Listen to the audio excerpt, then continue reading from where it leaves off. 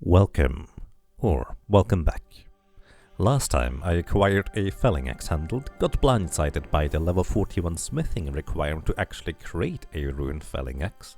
I started farming to use up all the 3 seats for a bit more inventory space, trained a little bit on sand crabs, figured out how to train smithing more efficiently than running a marathon with bronze bars by repairing the broken struts in the Falador mines, finally created the rune felling axe and made my first few forest rations to fuel it.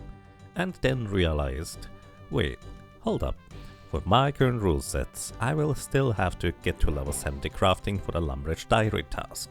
How do I even train that as an ultimate Iron Man with my restrictive rule set?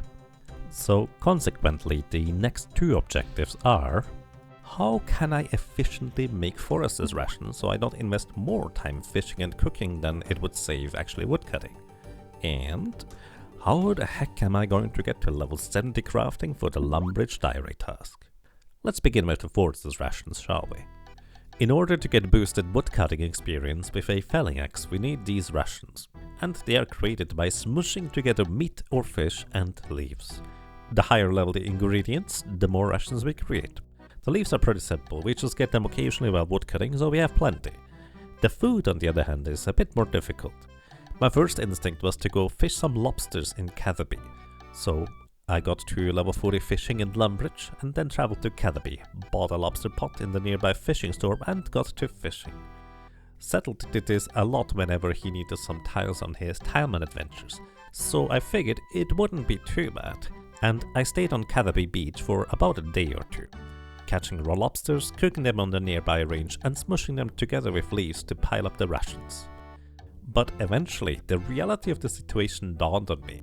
I spent a long time on this Catherby beach, fishing, cooking, making more foresters rations, and in the end I got a decent amount, but compared to the amount of time it would supposedly save and how many foresters rations I would need, it was not a whole lot. Unfortunately, I don't actually have proper footage to show that, but effectively, I get some cooking levels and fishing levels out of it, but the entire point was to speed up woodcutting. I may be spending more time making these foresters rations than they would save in the end. So my rune felling axe may actually be useless. But I wasn't ready to give up on this idea quite yet, because what if I didn't have to fish or cook the food for the foresters rations myself? There are a few shops in old school RuneScape that sell raw fish in bulk that I could buy, make a fire outside their store, cook them and repeat. Specifically, I found this fish store in Port Piscarillius that would be ideal. I even had a solution to the problem that my fire would extinguish and I would have to get more logs. I could buy a log basket in the forestry store which could hold up to 28 logs in a single inventory space. At the time I liked that plan quite a bit. So once I would run out of foresters rations, I would probably go for it. In the meantime, let's talk about crafting. Level 70 is quite a lot of levels to gain. Traditionally, the way you start crafting on an Iron Man is by doing a few quests, but I can only do quests that start within my chunk, so that's not an option.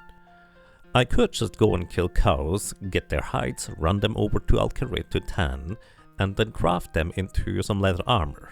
That's only really going to work for the early stages of crafting. There's probably better methods for level 70, I feel. Or the next method would be to buy soda ash from the charter ships and some sand, to use them on a furnace to make molten glass, and then craft the molten glass into other stuff.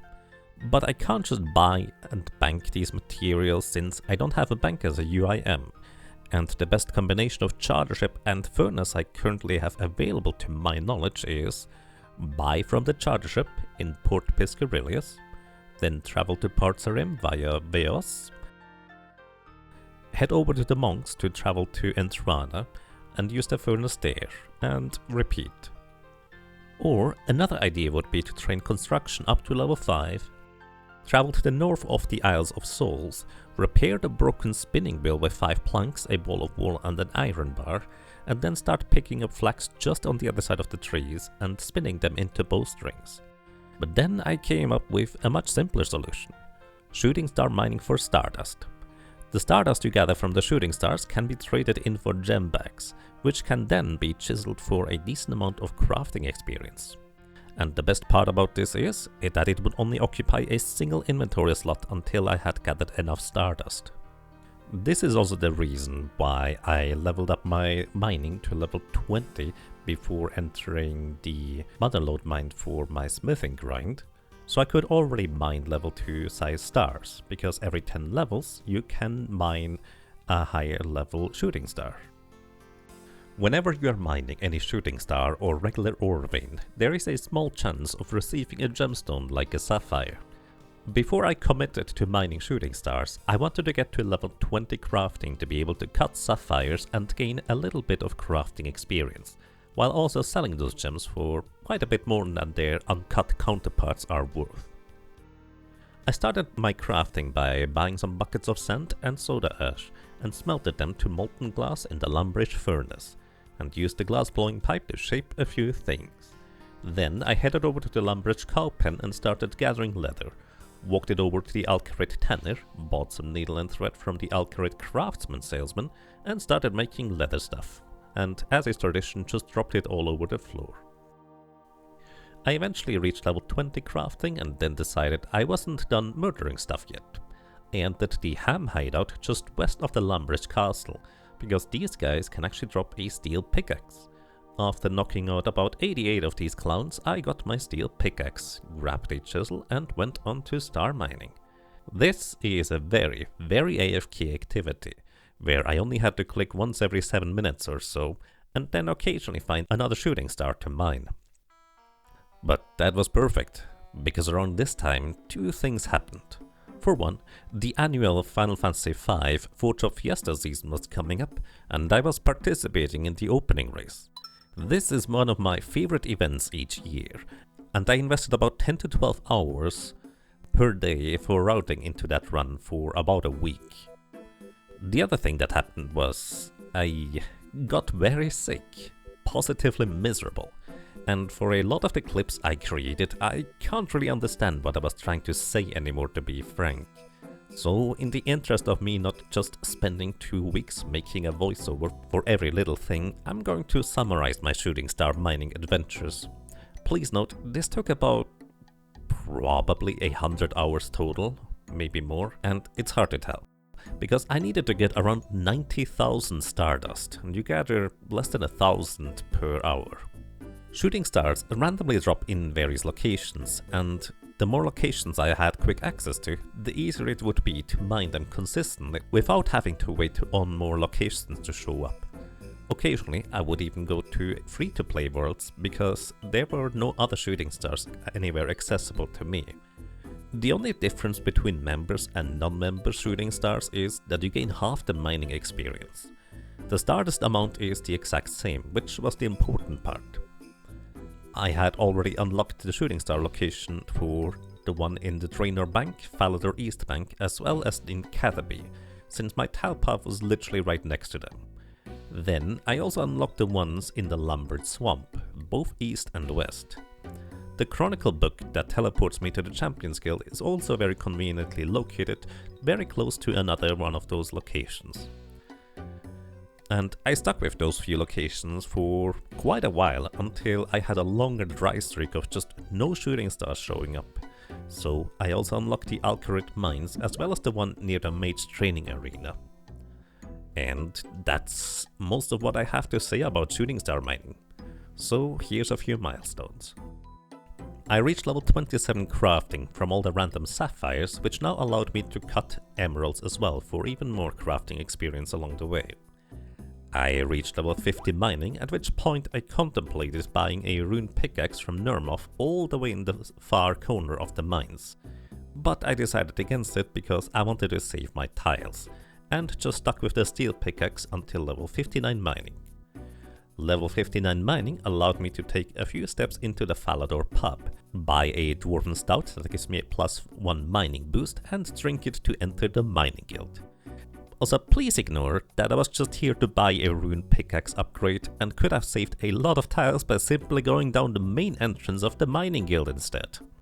Anyways, the rune pickaxe is exactly twice as fast as the steel pickaxe, so this was a major upgrade.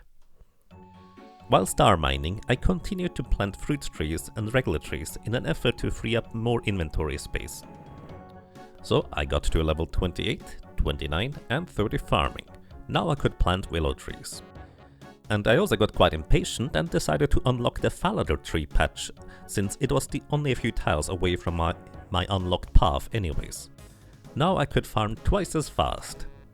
If only I had a good way to get to Falador aside from walking all the way there from Lumbridge. Eventually, at farming level 39 I could start planting orange trees. Level 42 farming for curry, and I have absolutely no clue where I lost the banana tree level along the way, but I did plant one. Right here. Level 45 farming for maple trees, and I briefly tried out maple wood cutting with the tree patch next to Lumbridge Castle, but the tree takes way too long to regrow, so I didn't do that. And that's all for farming, back to star mining. Also, if you'd like to subscribe, please do so at your own risk. Anyways, star mining, which, well, still not a whole lot more to mention here. I was just mining and more mining.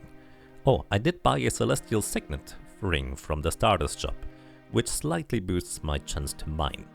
It cost me 2000 Stardust, but I could sell it back for 1600 Stardust later, so only about 400 Stardust invested.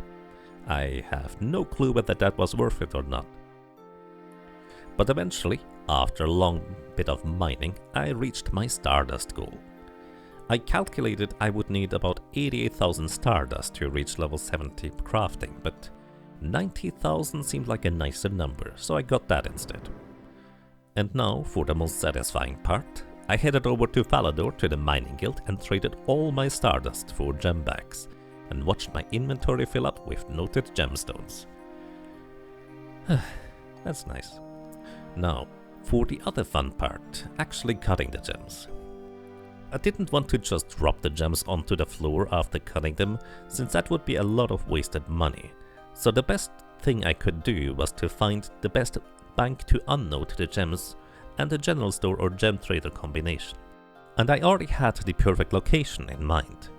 In Burthorpe there's the rogue trader that buys everything for 60% of its value, which is a whole lot more than the usual 40% that general stores offer. So that was my plan, and off I went over to Burthorpe. I started in Falador and went west from there. In case you were curious what all my experience lamps went into, I put them all into agility to be able to climb over here, because this wall requires level 5 agility. Yay! Also, please ignore that I completely missed the Draenor rooftop agility training to be updated and be usable at level 1 a while ago. Whoops. And in case you're wondering why I'm not just using the minigame teleport to Burthorpe, I kind of felt it would be more in the spirit of the Tileman challenge to get to the location naturally before using those teleports. I am not sure I will stick with that idea in the future, but we'll see. In any case, the tiles are not entirely wasted because I unlocked a large portion of the locations necessary for druidic ritual later down the line. And here we are in Burthorpe, just down the hatch in the pub, and welcome to the Rogue's Den. Initially I was worried I couldn't unnode my gemstones here, because I heard you need a banker to unnode somewhere, and I only remember there being a chest.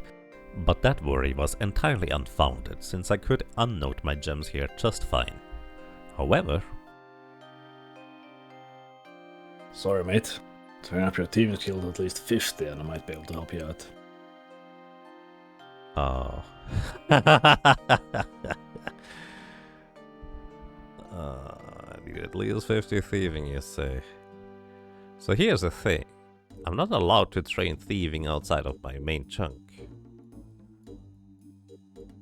But I would be allowed to train thieving to 50 in my main chunk. Men and women. I didn't realize that was a requirement. Huh. Well, that was awkward. Anyways, I have to find another location now. And I landed on Catterby. Until doing my research, I had absolutely no clue that there was a general store guy just sitting right here, next to the docks. I must have run by this guy 100 times now and never noticed him. But well, the bank is right over there and I can unload my gems and sell them here. So let's get to cutting. So one question to my viewers. I wonder, does this happen to anyone else? After I collected resources for many hours, it feels like I've reached the finish line and I'm finally done. But then when I start to use up those resources, I realize I'm still hours from being done. Using up these gems to cut them was still going to be a long time. Anyways, 34 crafting allowed me to cut rubies and 43 crafting allowed me to cut diamonds. This is also my first proper Ultimate Iron Man unnoting experience. When unnoting items at a bank, it will just unnote as many as it can and fill up your inventory. So I unequip all my armor to unnote only a few sapphires, equip a few items, unnote the emeralds, equip some more items, unnote the diamonds and then the dragonstones afterwards. And then start cutting them. The reason why I do this is because I wanted to get a good amount of money from this grind. So I only wanted to sell a few gems to a general store and then hope for us to get a better price again, since the more overstocked a shop is, the less money you gain. This extended the grind by at least a few hours, but I think in the end it was well worth it. But by now I have reached level 55 crafting, and there's actually a little milestone in there that I'm just gonna go out of my way and do that real quick. So, first of all, I will need some gold, so I'm gonna go and grab some gold right here. There we go. Thanks to having 40 smithing, I can actually also smelt that, which, you know, it's kind of useful when you want to have a gold bar. Next up, I want to buy a ring mold. Hello, sir. Thank you for the ring mold. Then I need to unnode one gemstone, but I have too many inventory spaces, so I'm first going to unnode these. Equip one thing, and we're gonna grab one dragonstone. Because I can cut dragonstones now at level 55 crafting. So, some people might already know where that's going to go. And here we are. There's a furnace where I can smelt one gold bar. This guy is... Why is this guy so small? Smithing apprentice. He's like... tiny. Like the proportions are of a regular guy. But he's just small. That's weird. Either way, sorry. Getting distracted. Let's make a dragonstone ring. This is not yet a ring of wealth. I will need some equipment for that first, but this is going to be so nice because whenever I defeat an enemy and they drop any amount of gold, it automatically goes into my inventory. I don't have to manually pick it up. And most enemies have some form of a rare drop table where they can possibly drop nothing, even if you land on the rare drop table. But once you have a ring of wealth, that nothing drop is replaced with something. So it can actually dramatically increase the chances of getting something useful from that table. Either way, it's mostly just for convenience, so when I do the combat grind to 99 defense, I'm just gonna passively get a bunch of money along the way, which is nice. A lot less work to do. And here we are. Level 70 crafting. We can now craft a diamond amulet. And that was a requirement. I'm just gonna use up the remainder of the emeralds. It's not gonna get me another level, but it will kind of be a shame to just, you know, not use them. Alright, that took a while. Like, that was about 10 hours of just cutting. But one chunk requirement reached. Well, one of the big ones anyways. Yep, I could finally craft my diamond amulet. Alrighty, and after a few hours, we're done with cutting all the gems. We get over 2 million coins. This guy received a ton of gems in all sorts of alternate dimensions. I think it is time to complete the first big chunk requirement. So this means I need to get a gold bar, and I need to get a mold, and I need to go ahead and do that stuff.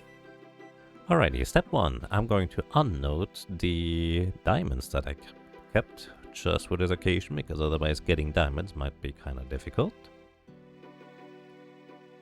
Next I need a pickaxe, so I'm just going to go here, south of Castle Lumbridge, and talk to the mining tutor to hopefully give me a pickaxe. According to the wiki, this guy is supposed to give you a bronze pickaxe if you don't have one in your bank or inventory, but I didn't get one. Honestly, not entirely sure about that, but looking around, it turns out there's actually a very convenient bronze pickaxe spawn on top of Lumbridge Castle walls just outside the tower here. Ah, there is one. Yeah, just a bronze pickaxe for free. Alrighty. Over to Alcarit, mine some gold ore over here in the Alcarit mine.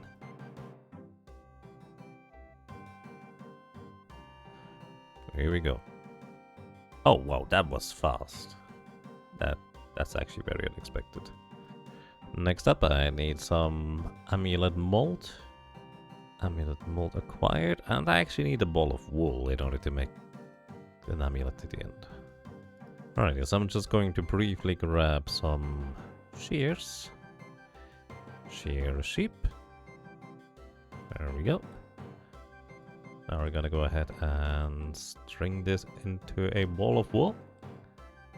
And then I just realized something. What level of magic do I need for this? Level 57. And I also need a cosmic rune. Oh.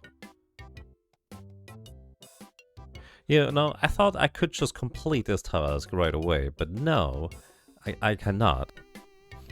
Yep, I'm a dingus.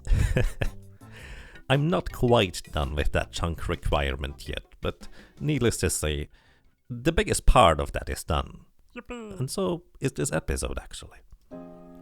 I only realized while writing this script that I just continuously bite off more than I can chew when trying to make these videos. My original ambition for episode 2 was to have the entire crafting grind included, and episode 3 would be something like 99 woodcutting. But I think making these episodes more bite-sized is better. Both so I actually get these things done before a month passes, and for people to have something to watch more regularly. And any comments on this video would be greatly appreciated, because, to be honest, it's a gigantic motivation boost for me personally to get back to work on these. And to be frank, if not for 2 random friendly strangers actually telling me they watch my videos in-game, this episode would probably not be done for another month or so. So thank you very much to these 2 especially, even though the progress is nowhere near where they have said anything. Anyways. Oh, wait, hold up. Before I forget again. The stats. So, no chunk objectives were completed this episode, but a huge milestone with level 70 crafting was achieved. Along the way, I also got to level 46 farming and almost level 83 mining. If I didn't use free-to-play worlds to get Stardust, I would have been around level 85 mining in the end even. And that's that for now. Thank you so much for watching, thank you so much for listening and for lurking. I hope you enjoyed your stay, I hope you enjoyed being around, and well, hopefully until next time, take care and have a good day, or a good night.